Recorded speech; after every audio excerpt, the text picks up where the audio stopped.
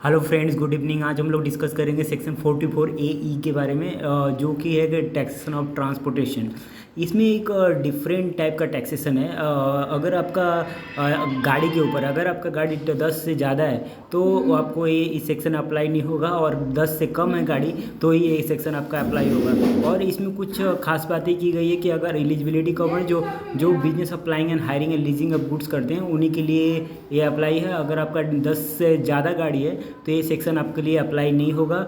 और ये पहले क्या होता था, अभी तो रूल चेंज हो गए हैं। पहले आपका क्या होता था, 7,500 पर मंथ पर व्हीकल के हिसाब से आपको जितना भी गाड़ी है उसके हिसाब से आपको इनकम कैलकुलेट करके उस पर टैक्स कैलकुलेट करना है। तो अभी ये नियम चेंज हो गए हैं। और इसमें दो टाइप का कॉन्सेप्ट आता है, एक heavy vehicle and light vehicle. Heavy vehicle मतलब कि आपका अगर गाड़ी का ग्रॉस वेट अगर 12 मैट्रिक टन से ज़्यादा है तो वो हैवी व्हीकल में आएगा, और 12 मैट्रिक टन से कम है तो लाइट व्हीकल में आएगा। और एक अमेंडमेंट बिल आया था 2018 में, उसमें बताया गया कि आपका उसमें एक नया अमेंडमेंट आया कि अगर आपका लाइट व्हीकल है तो आपको 7,500 पर मंथ पर व्हीकल के हिसाब से आपको टोटल इनकम कैलकुलेट करना पड़ेगा। आपका अगर हैवी व्हीकल है तो आपको 1,000 पर टन पर व्हीकल पर मंथ के हिसाब से आपको कंसिडर करना पड़ेगा। ये रूल आने के बाद क्या हुआ कि बहुत ट्रांसपोर्टरों को फेस करना पड़ा है, क्योंकि जिसका हैवी व्हीकल है वो लोग का इनकम बहुत ज़्यादा आने लगा। जो उनका नेट इनकम मतलब एक्चुअल जो इनकम हो रहा है उसकी वजह से क्या हो रहा है, जो एक्चुअल इनकम है और जो इस स्कीम के हिसाब से जो इनकम आ रहा है वो बहुत डिफरेंस है।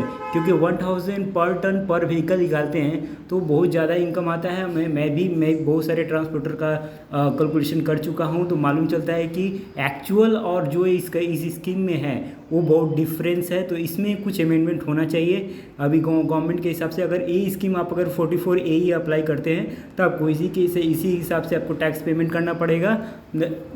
नहीं तो आप नॉर्मल फाइलिंग भी कर सकते हैं। आप अगर ये चाहिए तो आपको इसमें आप फाइलिंग नहीं करना चाहते तो इसको स्किप कर सकते हैं। आप नॉर्मल अपना फाइलिंग कर सकते हैं, जो भी आपका नेट इनकम आता है उसके हिसाब से आप दिखा सकते हैं।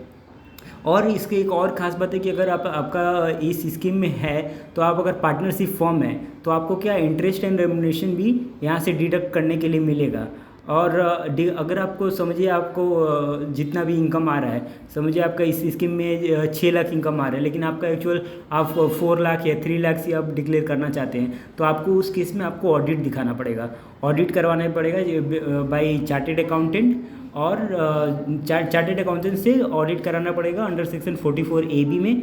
और अगर आप समझिए आपका इनकम जितना भी आ रहा है आप उससे ज़्यादा दिखाना चाहते हैं तो आप वो भी कर सकते हैं, और प्रोवाइडेड कि आपका डिस्क्रिप्शन है, आप उससे ज़्यादा दिखा सकते हैं, कोई प्रॉब्लम नहीं है। आप केवल अपना रिटर्न टाइम पर फाइल कीजिए, आपका रिटर्न प्रोसेस हो जाएगा। अगर आपका रिफंड है तो रिफंड है। लेकिन ये इसमें क्या खास बात है कि आपको कोई बुक्स ऑफ अकाउंट मेंटेन करने की ज़रूरत नहीं रहती। अगर ये स्कीम फॉलो करते हैं तो ट्रांसपोर्टर लोग क्या आते हैं, मतलब ट्रांसपोर्टर लोग के लिए उतना सब कुछ बिल्टी मेंटेन करना और बिल मेंटेन करना ये नहीं पॉसिबल रहता है फॉर सब ट्रांसपोर्टर के लिए, क्योंकि वो लोग का छोटा बिजनेस रहता है। तो ये छोटे ट्रेडर के लिए एक नया स्कीम दिया गया है कि आप नहीं बिल अगर आप कोई इन्वेस्ट मेंटेन नहीं करना चाहते हैं तो चलेगा, कोई प्रॉब्लम नहीं है, प्रोवाइडेड आप इतना इनकम आप शो कर दीजिए जितना भी इस स्कीम में है उतना से अगर आप डिक्लेयर कर देते हैं तो आपको कोई उतना ही इनकम मान लिया जाएगा, आपको कोई स्क्रूटनी और कोई नोटिस नहीं भेजा जाएगा।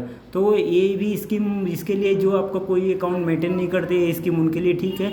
लेकिन जो आप एक्चुअल इनकम दिखाना चाहते हैं उनके लिए वो तो आपको अगर 1 करोड़ से ज़्यादा है तो आपको टैक्स ऑडिट कराना पड़ेगा, और 10 से ज़्यादा है तो भी टैक्स ऑडिट कराना पड़ेगा। तो वही एज जैसे भी है तो आपको वैसा कराना पड़ेगा।